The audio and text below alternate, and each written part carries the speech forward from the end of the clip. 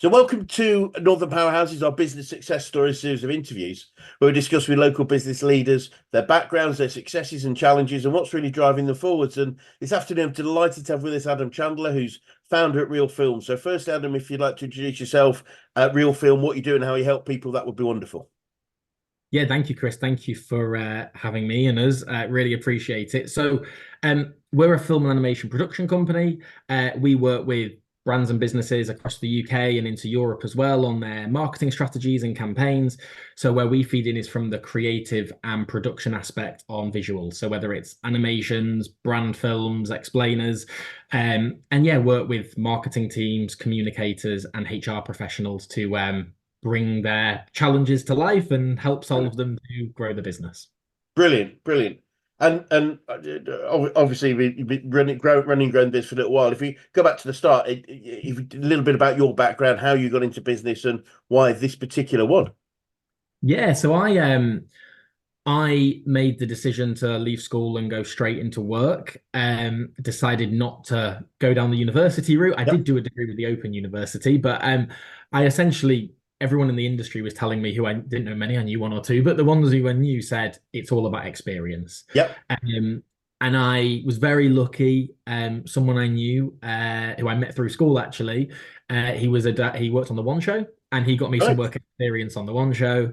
Uh, and I was 18 at the time, and across the next like 2, 3 years, I worked in TV across about 30 different shows for like BBC, ITV, Channel 4. Wow. Um, Learned loads, built some craft, learned what to do, what not to do. But when I was back home, I was just making short films for businesses, and I loved doing it. I was either doing it for no money or minimum wage. The truth is, I didn't have any intention at that time to launch Real Film and a business that employed people and do that sort of stuff. I just got really busy. That's normally what I kind of say, and it went from just me to 5 people within a year, Yes. and just been really busy, and it's grown since then. And that's kind of a nutshell of the Yeah. background and how it started. Yeah. Wowzers. And I mean that's pretty cool. That's what you to team of five in the first year is pretty challenging, I would imagine, but great fun. And so before that, you're growing up. Is this what you always saw yourself doing, or did you have another path planned? Weirdly, no, I mean, I always remember when I was like a kid, like 11, 12 years old, I'd get like £10 pocket money, and I used to walk to Asda and get the latest DVD that came out like that week, Yeah. if I was old enough to buy it. Yeah. But I didn't really like have a love or a passion for film. I'd say that's the only thing that I did that I quite enjoyed buying Yeah. films and watching them. I actually kind of wanted to be a police officer. I mean, I don't know Right. if I do that, but it was when I was at school, they offered media studies when first year of sixth form, so like Yeah. 16 years old. Picked up a camera, started editing stuff, loved it. And Brilliant. that's really where it started. My media teacher kind of inspired me, really liked her. She taught me a lot, and I just kind of haven't looked at any other industry since Love it. then, really. And that's really it. What's that phrase? If you love what you do, you never do a day's work Yeah, in life. I think it is, isn't it? 100%. Yeah, yeah. Brilliant. And so, how long have you been running Real Film for? Yeah, so Real Film is now, it depends how you look at it. So I've been, because I started freelance under the name Real Yes. Film. Okay. So that's been ten years now. Brilliant. Uh, but Brilliant. 7 years as a limited company, employing people and doing it that way. Brilliant. Wonderful. I don't know if you know the stats about business success and business failure, but businesses 80% of businesses failing typically on average in the first 5 years, and of the 20% that survive, 80% of those fail in the following 5 years, which is terrible. That's why Yeah. why we do what we do, but it's great to see that you've got to 10. So congratulations, that's wonderful news. No, thank you. Thank you. And over that sort of 10 years, I appreciate some of it was freelance, but what are some of but in terms of growing the business specifically, what are some of the biggest issues and challenges that you've had to overcome, Adam? Um, I think there's a few. I think it's probably right to say that the business grew initially just based on referrals, doing a good job, people recommending us, coming back to us. And then I kind of found when we got to a certain size, like 5, 6 people, we needed to start actually doing like marketing strategies to keep the work coming in. Like Yes. you can't just always rely on Yeah. word of mouth and things Yeah. just dropping through the door because you didn't try, and that was a challenge to kind of learn how to actually do sales strategies, Yep. actually build pipelines that bring, let's call it, not assured, but you can generally tell what leads and how many leads are going to come through Yes. that pipeline in any given quarter and that sort of Great. stuff. That was a real learning curve, and I wouldn't even say we fully nailed that now, but it's that was a challenge to go, okay, how are we going to get dependable leads coming through that we can Yep. kind of predict? And I'd say the other one is recruitment. Yep. Um, just hiring the right roles at the right time, hiring the right people. Yeah. And maybe if you hire the wrong one, making a decision quite quickly. Like, and I'd say, like, I love people. They're the best thing in the business. They are what have grown it, not me. Yep. But it is also a challenge going through recruitment and getting the right people. Yeah, and it, my experience is it's getting harder. I think attracting and retaining great people has become harder over the last five Yeah, to 10 years for sure. yeah, And I often talk to business owners now, and I talk about, for many years, you talked about marketing. For many years, most businesses have a client attraction and retention policy. yeah. Marketing and client delight. But really nowadays, I think we need a similar budget for attracting, retaining great people, because Agreed. people naturally move jobs much more frequently.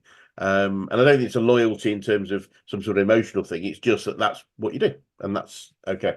Yeah, that's what I've been told that, yeah, definitely compared to like 20 years ago, 15 years ago, people now move around much more often. And Yes. yeah, it seems to be the way. So I'm interested now. You've caught my eye here. So one of the key points for me of building great relationships with both our customers and our team is having a strong set of values. And I'm Mhm. guessing over your right, your left or right shoulder, Yeah. am I right thinking that's your sort of value statement? Yeah, so there are values. Brilliant. Yeah, we say energy, courage, honesty, openness. It builds an acronym called ECHO that Love we it. want to echo around the company. And yeah, I mean, I don't I can go through each one if you'd like, but I think a good set of values is what unifies a team. And So the team the team came up with the values. Yeah, it wasn't me who said these are our values brilliant. and we're going to do it. We did it with the team because I think ultimately, especially when you're a small business, you're all the business. Yeah. And it's really important everyone's singing from the same hymn sheet to grow it. So and that everyone lives it and Yeah. that the business lives it as well. That's really important. Absolutely, absolutely. What one thing I believe to be true is that a good relationship, or relationships, are based on a match of goals. We both Yeah. want to achieve the same thing, but great relationships are based on a match of values. And values as a heart of recruitment is so important, because if you don't get us and we don't get you, then it's not going to last, is it? And Oh, it's 100%. And it's so important to use them everywhere. I think it's so important to use them in recruitment. It's so important to use them in the team. It's important to use them even in the clients you're signing and you're working with. We've we've had, I'm happy to say all our clients, I believe, are with our values, but we have had one or two over the years where we've gone, this no. isn't gonna work. Like, and that's because they didn't live the values with like how we live. And there was a clash, and you go, well, we don't really maybe think this will work out. Yeah, So, we're not right for each other. Yeah, that's yeah, it. It does interest me sometimes how a company will do all the work to create its value, its list of values, but won't put them on its marketing or its website or elsewhere, and it's almost like a hidden secret. 100%. And you have to put it out there because I think that's actually when we talk about recruitment, but actually some businesses hire you because of your values. And Yes, if it's aligned, then I also really think the whole living it's important. I think if you ask your team to live them and you ask your clients to live them, but then you as a business make a decision that doesn't live them, you've lost all trust, right? And yep. it's really important. So yeah, It really is. It's the values are here, not here. They're not something we took. yeah, If they don't come from within, and therefore we naturally live them, then they are then just a veneer, I guess, is the right term, isn't it? It's skin deep. absolutely. Yeah, Yeah, definitely. brilliant. So obviously 10 years, you've clearly done a lot. What are some of the biggest learnings have about running and growing a business? Um, I think one actually has come really recently. you can't do everything, you know, and I think a big thing with that is like you can have all these big plans, right? And you can go, oh, we want to do this, we want to do this, we want to do that, we want to do that. And you can beat yourself up very quickly for not progressing them all within 3 weeks. And it was actually someone I was with in January. She was like brilliant. I was talking to her at an event, and we've got a 3-year plan of how we want to grow the business to the next stage and do Right. that, and it's great. And so does she. And we were talking about it, and we were only like a month into the plan. And you know, it's been a really busy time of year. I haven't really got on with the stuff I planned to get on with. I'm feeling like it's not work, you know, it's not going to happen quickly. And she went, Adam, you need to remember it's a 3-year plan, not a 3-week plan. Brilliant. And I thought, that's wisdom, that, isn't it? Like, that's real wisdom. Like, and sometimes actually going what might be perceived a bit slower moves you back up. Sorry, moves you forward faster. I, I, I'm a That's what, great believer in slowing down to speed up. It's that yeah, taking a step back.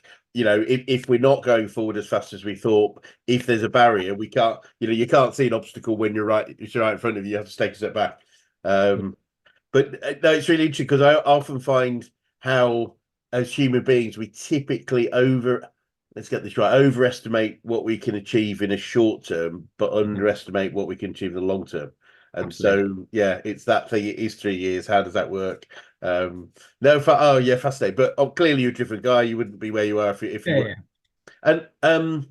And you probably aware we were a business coaching organisation. I think you are. So I'm keen to know who the best coaches you've worked with, whether that's business, sport, life in general. Who's had the biggest influence on you? Oh, no, that's a question. I've worked with a few like coaches, mentors over the years, which have been great. And I think, you know, they fulfill purposes or do what they need to do in the business, which is great. And they've definitely all had an impact. I'm a big advocate. I'm not saying that because I'm on this podcast. I'm a big advocate for having a coach and a mentor. Just, Absolutely. you know, running a business can be lonely at times, but also Very. you're very insular and you can't always see it from the outside, and just Yeah. having someone to chew the fat with and Yeah. the outside views, I think, massively important. So I've always for the last 3 4 years always had a coach, and I went through a period of time where I didn't have anyone, and actually I realized I needed you know, that you kind Yes. of need to work with someone. um but in terms of people who really inspire, I mean, people who know me will know this. I'm a massive fan of Lewis Hamilton. I think he's an F1 Oh. driver, but he's also very entrepreneurial, and Yeah.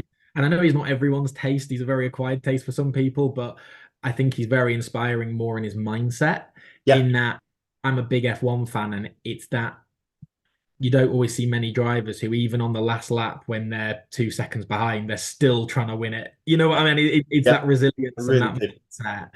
And I think it's that thing of, you know, and there's a lot of cases out there of kind of just mindset, being positive, believing in yourself. There's a lot of knockbacks, and you've kind of got to be mentally strong to deal with things. So Yes. I think people who talk like that, they're really big inspiration for me. Yeah. Yeah, I must have. I into Formula, not massively, but yeah, I don't quite. I know people is chalk and cheese, but all I ever hear is both positive mental attitude, Yeah, gratitude.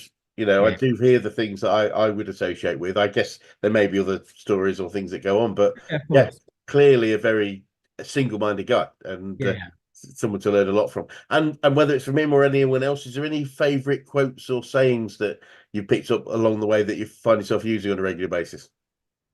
Um, I heard on the other day actually, which I really liked. It was the difference between try and triumph is a little oomph, which I thought was really I nice. like that Like, one. just give it a bit of effort and you'll probably do all right. I like that. You know, like someone said it to me and I thought I like that. And it is cheesy, but I also believe the stuff in, like, you know, if you do work really hard and you try hard, good things will probably come in the end. And Yeah. and that sort of stuff of, you know, if you want it enough, you'll probably do it. Um, yeah, I think stuff like that's great.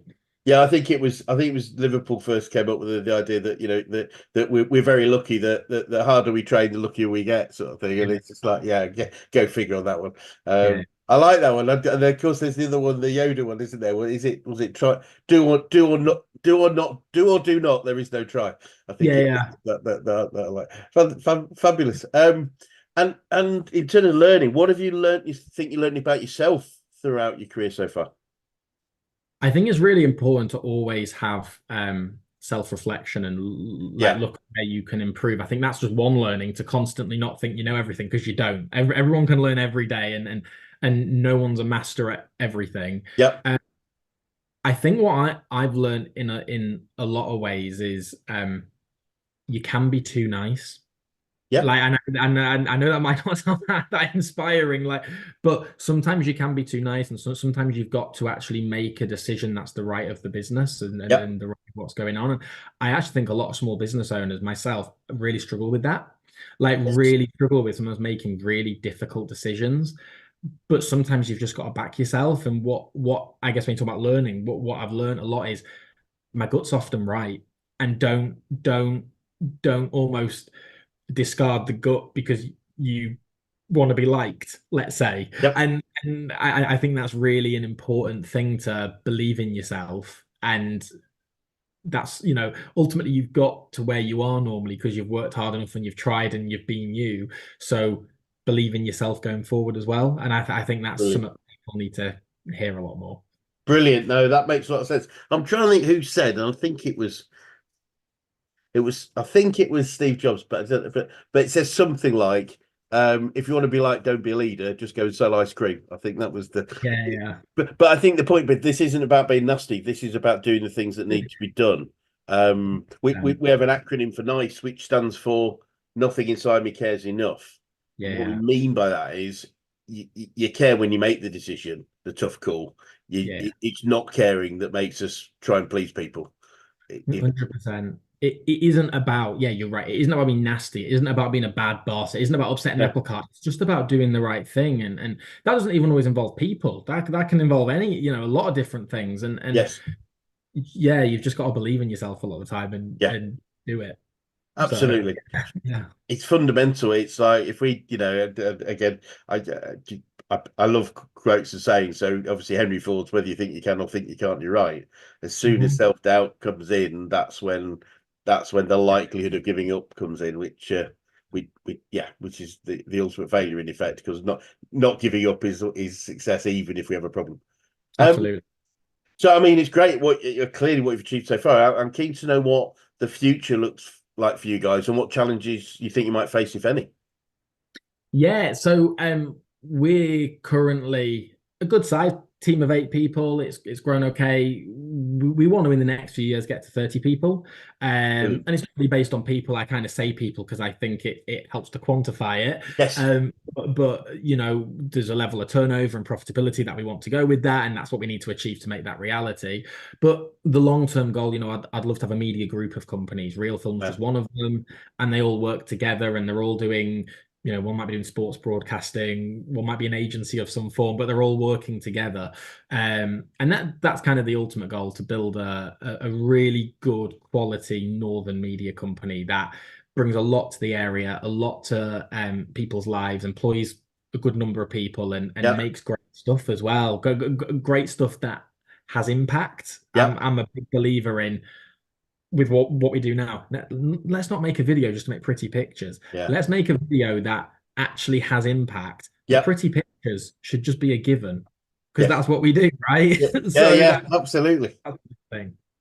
Brilliant. No, wonderful. What a great vision. And it'd be great to swing by again another 6, 12 months and just see the Yeah, next stages. And what would you say? I'm really keen to what you'd say of anyone that was thinking of going into business right now. yeah. The first thing is ignore the news. So, um, I don't there's watch it at all. yeah, there's just a lot in the news about the economy, and oh, it's bad, and oh God. And I was just with someone today, actually, another small business, and well, sorry, 2 small businesses separately, and we both looked at each other and went, "You busy?" Yeah, yeah, busy. Yeah, yeah, yeah, we are as well. It's really busy, really busy. And we both touched on, if you listen to the news, you'd think we're all sat there twiddling our thumbs. And I'll be honest, there've been times in the last 18 months we haven't been that busy. But Yep. right now it's ridiculously busy, but the Brilliant. news will have you think it. And I think a big thing is cut out the noise. And if you have an idea and you want to go and do it, give it a go, because you might regret it later in life. I think there's a stat. It's something like 77% of people in jobs wish they had started their own business. it's something like that. Yeah, And and and I just give it a go. Why not? What's the worst that can what's the happen? worst that can happen? We start, yeah, we go back to the job. That's the worst. No, I mean what I've always believed to be true for SM, especially for SME businesses, was that any let's call it a recession. Let's look at the sort of biggest challenge across the board. So recession is a reduction in gross Mhm. domestic product, and to hit recession, you've got to have 3 months, 3 quarters of negative growth. But the deepest recessions rarely go above a reduction of 10%. Yeah, yeah. We've had a couple that have gone to 20 something, but very, very rarely. But if they're dropping 10%, that still means 90% of our market still exists. So the Mm. ability for an SME that's probably only addressing 1% of that market to grow in any situation is absolutely right. If we get it, we might have to work harder, market harder. But I agree. There is a quote that I love that is quite relevant to our conversation today, which was from Walt Disney, where he said, "I'm told we're going I'm told we're going into recession, but I've chosen not to participate." Yeah. Brilliant. And Yeah. It is. it's like you go ahead. I'm staying over here in success mode, and so absolutely brilliant. And if you started again, do you think there might be anything you would do differently? Oh yeah, loads. But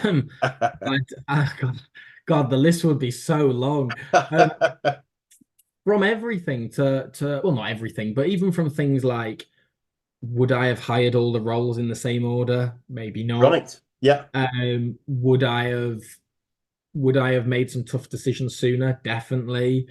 Would I have taken on some clients we took? Probably not. But I think the big thing I'd change is, well, not change, but if I was doing it again, is just have that confidence a bit more to just completely always trust yourself. Yes.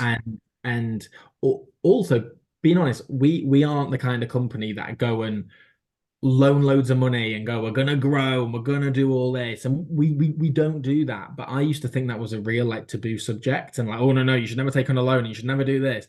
And actually I've come to learn in the last year, 18 months, funding for growth ain't half a bad idea. If you've got only if you've got a solid plan. Don't just loan it to survive. That's terrible. But if you've got a plan to grow and you can see a P&L and a future and a sales strategy, and you know that this money is going to make a massive difference for a year's time, it's really not a bad thing to be doing. Couldn't agree more. The in most businesses, there are a few lucky businesses where growth creates cash. Yeah, Few lucky ones. Majority of businesses, growth needs cash as fuel. yeah, So if yeah. we want to grow to a certain speed, we need to know where the fuel's coming from. That might come from the existing business, but typically will run out at some point, depending on the scale of growth. And so it is a function of growth. You're absolutely right. You've got to know why you're doing it, what you're doing it. If it shouldn't be there to fund loss, that's a different thing. But growth takes cash, Yeah. so it's just be comfortable with that, I think.